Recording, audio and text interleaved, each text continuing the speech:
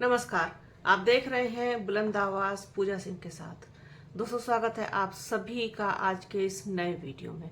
जैसा कि आप सभी लोग जानते हैं कि इस वक्त बसपा में उलटफेर का समय चल रहा है। पार्टी की अध्यक्ष बसपा सुप्रीमो मायावती लगातार एक्शन ले रही है। बहुत सारे लोगों को अनियमितताएं बरतने को लेकर के, साथ ही साथ पार्टी विरोधी गतिविधियों और अनुशासनहीनता के चलते पार्टी से बाहर का रास्ता उन्होंने दिखा दिया। अब जब ये लगातार एक्शन हुए, जिसमें सरफराज राइन, उसके बाद फिर जयप्रकाश सिंह, उसके बाद धर्मवीर सिंह अशोक, उपकार बावरा आदि आदि, तो उसके बाद लोगों में कहना चाहिए कि हड़कंप सा मच गया। लोग हिल गए ऊपर से लेके नीचे तक कि आखिरकार बसपा सुप्रीमो मायावती को क्या हो गया, इतना गुस्सा क्यों आ रहा है। उसके बाद फिर चीजें थोड़ी सी बदली। चीजें ऐसे बदली कि सरफराज राइन, सहारनपुर पश्चिमी उत्तर प्रदेश में एक बड़ा मुस्लिम चेहरा, उनकी वापसी हुई। और ना सिर्फ वापसी हुई बल्कि उनको एक बड़ी जिम्मेदारी भी दी गई। उनको मुख्य मंडल प्रभारी बना दिया गया सरफराज राइन को। इसके बाद अब इंतजार है लोगों को कि कब उपकार बावरा, जयप्रकाश सिंह और आपका धर्मवीर सिंह अशोक की वापसी होगी। जब सरफराज राइन को वापस लिया गया तो मुझे लगा कि मैं आप लोगों के साथ इस न्यूज़ को शेयर करूं। मैंने एक दिन का पूरा वेट किया कि हो सकता है जयप्रकाश सिंह और धर्मवीर सिंह अशोक, साथ ही साथ उपकार बावरा की भी वापसी हो, तो मैं ये सारी खबरें एक साथ ही आपको दूं। लेकिन अभी तक ऐसा कुछ नहीं हुआ। सरफराज राइन के बाद किसी की भी वापसी नहीं हुई है। इंतजार कर रहे हैं लोग। अब कुछ भी हो सकता है, वो जैसे ही कुछ होगा वो भी मैं आप लोगों के साथ शेयर करूंगी।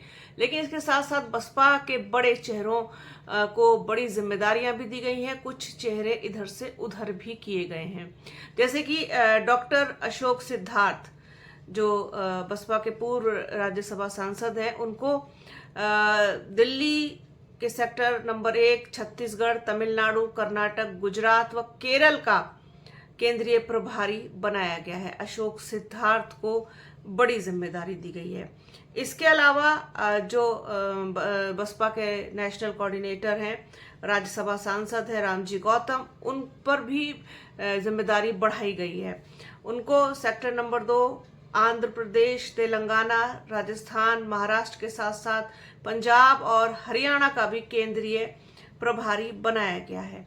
रामजी गौतम और डॉक्टर अशोक सिद्धार्थ को बड़ी जिम्मेदारी बसपा सुप्रीमो मायावती ने दी है।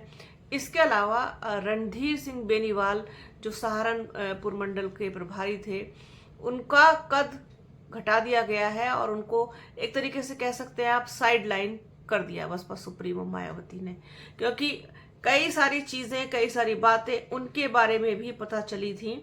हालांकि कोई बड़ी कार्रवाई उनके ऊपर नहीं हुई है बसपा सुप्रीमो मायावती की तरफ से, पार्टी की तरफ से, लेकिन उनकी जो पावर है वो डेफिनेटली कम कर दी गई है।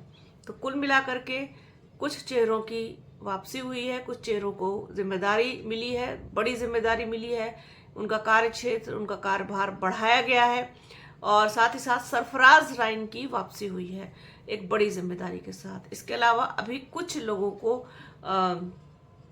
इंतजार है कि वो भी वापसी होगी उनकी, जिनमें कि नाम प्रमुख मैं आपको गिनाई चुकी हूँ, उसको बार बार मैं क्या रिपीट करूं। तो अभी बहुत कुछ होगा, पार्टी में चलेगा।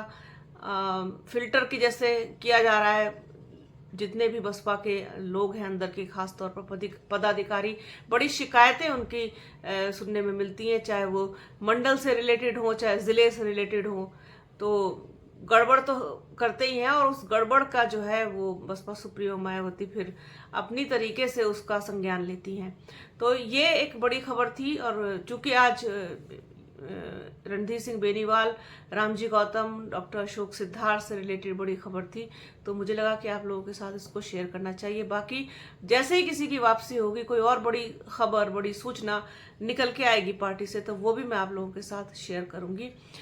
बसपा 2027 के लिए अभी कितनी तैयार है, इस पर भी हम किसी दिन विस्तृत बात करेंगे, चर्चा करेंगे, क्योंकि अभी तक भी मैं बार बार उसी चीज़ को बोलती हूँ कि आकाश आनंद की कोई खबर उत्तर प्रदेश के लिए अभी तक नहीं आई है, जो कि बसपा के लिए 2027 के मद्देनज़र कोई बहुत मतलब पॉजिटिव चीज़ नहीं है। पॉजिटिव तब होगा जब आकाश आनंद, बसपा सुप्रीमो मायावती ये कोई ऐलान करें कि अब वो उत्तर प्रदेश में पूरे प्रदेश का दौरा करेंगे।